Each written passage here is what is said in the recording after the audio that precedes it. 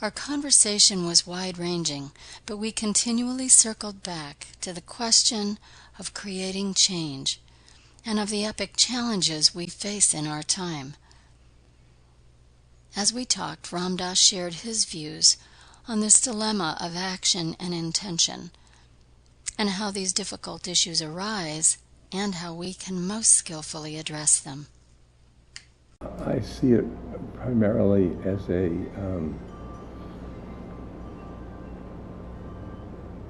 consciousness,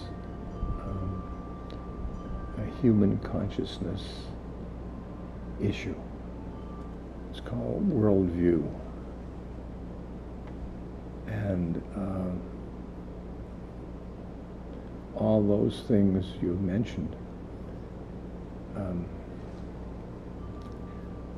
primarily were started at human consciousness.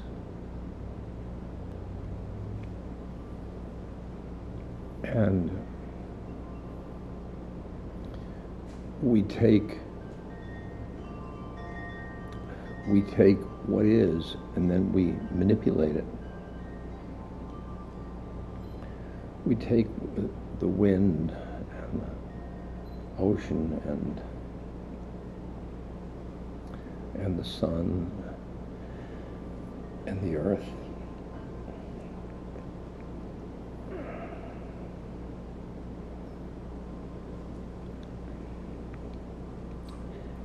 and we make it to our specifications. Selfishness is endemic. I mean, it's partly human consciousness. I'd say we don't enter into our relationship with nature, with human beings, with animals, with our environment consciously.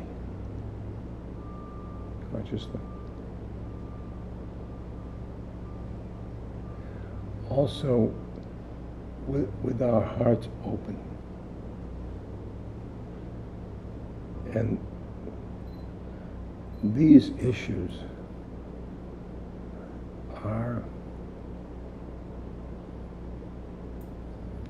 we try to deal with them with our rational mind, with our thinking mind.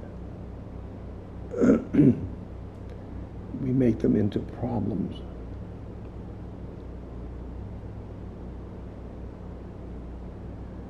And we don't live them. We don't live the problems.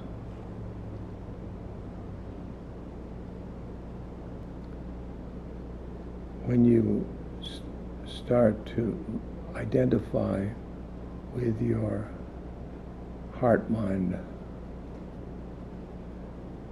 which is like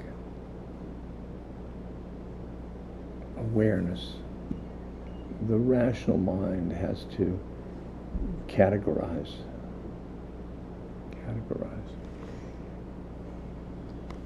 And most of the trouble that we've created is the categorization. Us and them, us and them, us and them, it and us, which is, we are pulling in to our usness or me-ness. We don't have an emotional reaction to that which is them or it. What I was saying was that the soul to soul, we give people so much radiance, so much spirit, so much hope, so much, because so much love. You're seeing everything because from human eyes, from eyes that have all your motives and all your desires, even it's coloring. Even the motivation to ease suffering. Yeah. We have our desire systems in the way of the truth.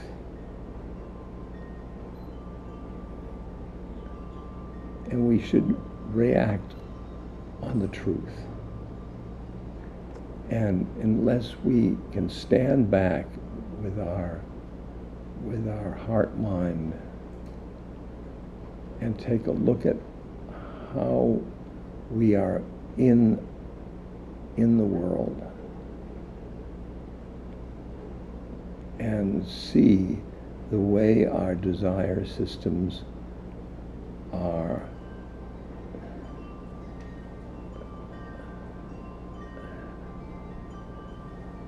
lead to us reacting to problems. Focus on the hostility is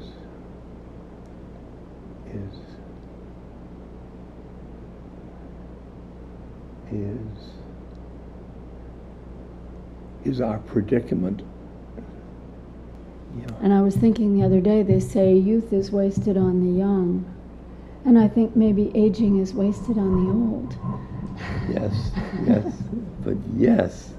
I had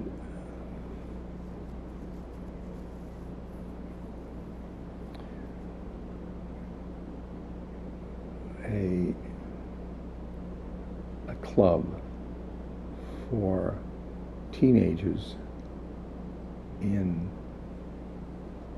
Marin. Uh-huh. And they're all social action people. And they were all doing social action.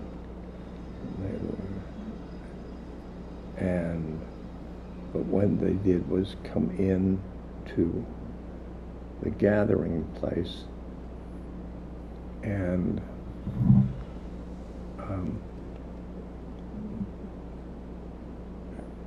go within themselves, and then they would comment on the social action they did after they had meditated. And it was beautiful. It was a rich experience, because they found that social action was not just hitting out. They were surrendering to God in their social action. Mm-hmm. Reminds me of a story that years ago when we did a Seva conference down in California, and you had done a conference in BC with Seva, and Joanna Macy was a part of that, and she shared a story that she has shared over the years. I'm sure you know about the Shambhala warriors, and that bringing into being the kingdom of Shambhala at a time when barbarian hordes are battling over the world and destroying everything. The Shambhala warriors arise, and they don't wear uniforms, and they can't even really identify each other. And they are armed with only 2 weapons. And one weapon is insight. Insight into the radical nature of interdependence. And the other is compassion. And the way Joanna's teachers told her the story was that insight by itself was too cool, and compassion by itself was too hot. But with the 2 of those, they could go into even the halls of power and dismantle the structures of destruction. Wow. It's a good story. That's a good story. So that insight, coming back to social action, when I think of, whether people are involved in trying to save the whales or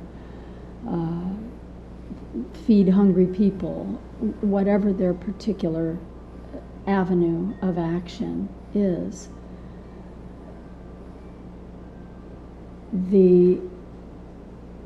is the sense of urgency related to our viewing those conditions from a place of ego, from a place of small self?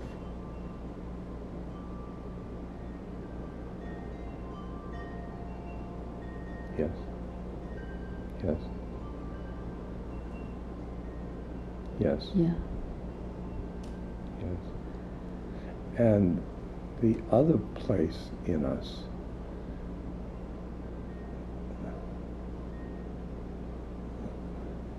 looks at the now, looks at the situation,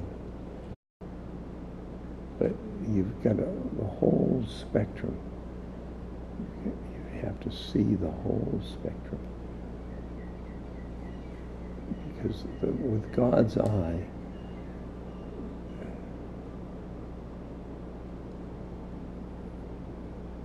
that's the tough one. Yeah. That's the tough one. It's from here. Yeah. The urgency is a very compelling, like it's going to be done now.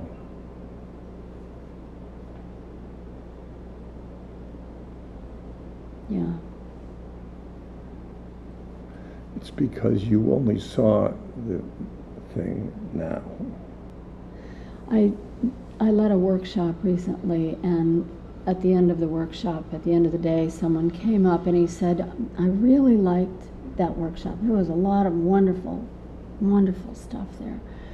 The only thing I didn't like, he said, I have to disagree with you on is, I believe there is right and wrong. And I said, well, and as we conversed, I said, well, what I have to look at for myself really is, does something cause suffering or not, or alleviate suffering? And he said, well, if something causes suffering, it's wrong. And I said for myself, I have to be very careful with right and wrong. Those are so loaded and create so much division. That it's important for me not to use that distinction, but to look at, does a condition cause suffering? Yeah.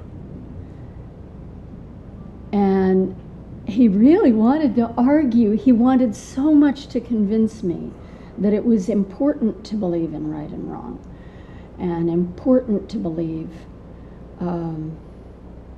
to lock down and to sort of contract Yeah. in a position, and it seemed that it allows you to contract in a position of virtue. Yes, absolutely. In Seva, we had people who really take themselves seriously and their jobs seriously. That man, right and wrong, and then there's the other thing. I want to do as God wants me to do. Mm-hmm. And you go those two things, responsibility, Surrender. you go right down the middle of those.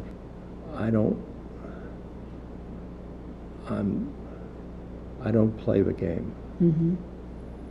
I don't play the game because they are too responsible. Uh-huh. So that's one of the challenges, I guess, within organizations. Yes. Yes.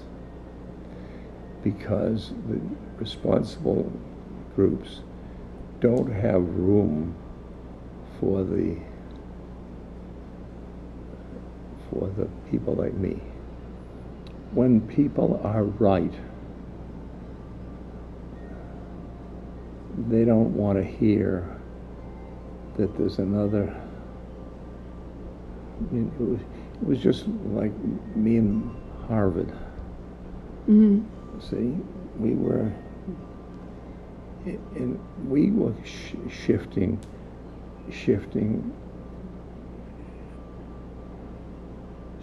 consciousness, shifting perception. Yes. And they were saying our rational thing is right. That William James. I love that story. Yeah. Yeah. William James said we should keep our minds open to other ways of consciousness. And Harvard lost me because Right, that wasn't really what they were about. they had a building called William James Hall. Right. But in practice, they were about information and empirical And knowledge. rational, yeah. Yeah, yeah. Not about the possibility of other ways of knowing and being No. and existing. Faith, that's the church building over there. Yeah.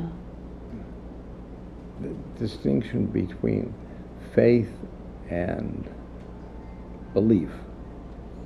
Belief here and faith here. So an organization like the little seed that I started, that you have a whole lot of responsibility for. It sounds good. You have a whole lot of responsibility for that. From those times with Seva, we see that we bring ourselves to it. You've got to be aware that suffering is part of you, and then you can change that suffering by changing yourself.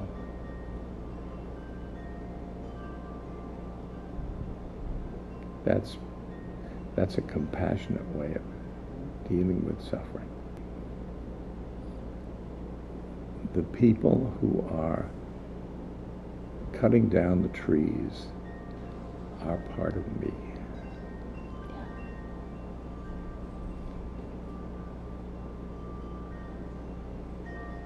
And the people making war, and the people cheating and Sure. doing all of the The things that cause the- suffering. And yeah, and what we've got to do is we've got to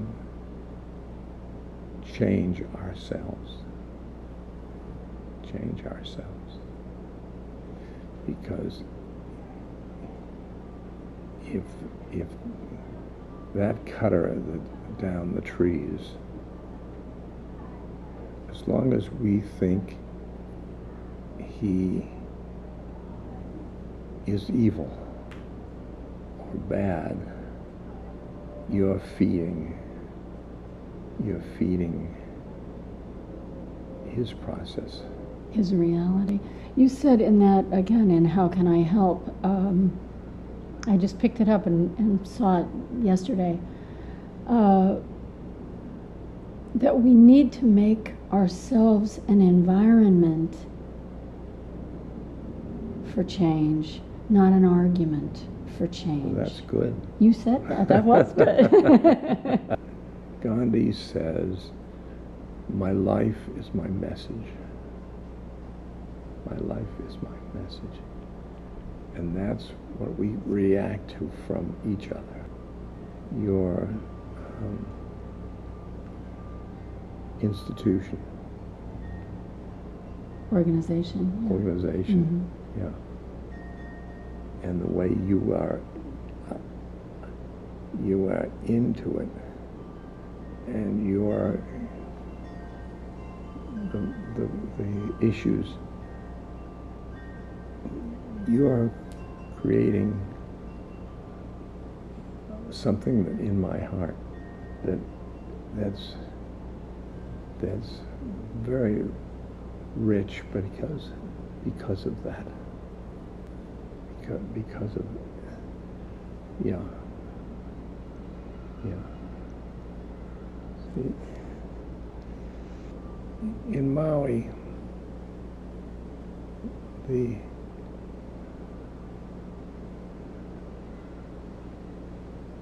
dozens of hippies come to see me.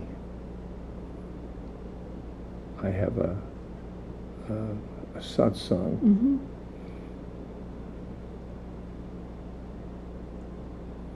And I share with them my satisfaction with my life, my stroke and so on. And they take that away from, and I share with them my faith in Maharaji. So creating that potential and that possibility, that space,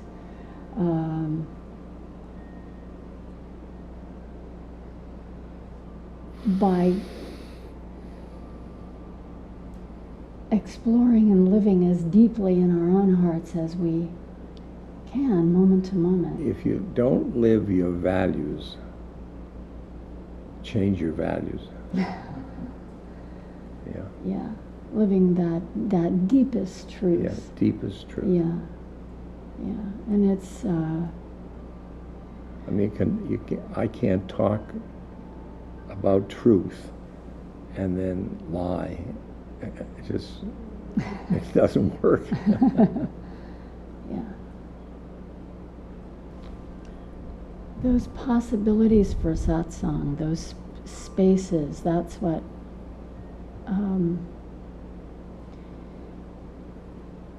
a place where people simply can come and be with the intention of opening that heart, of being present in their heart. That seems to be one of the most important services. Yeah. The seva, That's right. That's what your group does. creating that space. You said, I remember one time at Brighton Bush, someone asked, what do we do if there's going to be a nuclear war or something? And your answer basically was, well, then our work is to open our hearts. Yeah. And if there isn't going to be a nuclear war, our work is to open our hearts. That's right. That's right. And the best place you can open a heart is Breitenbush. But finding also, I mean, for as we're wherever we are in our daily lives that don't allow us to be in Maui or don't allow us to be in Breitenbush or connecting with that beautiful light place Yeah. that's just radiant wherever we are. Wherever we are. Wherever we are. Where two or more Are gathered. are gathered. I am. I am.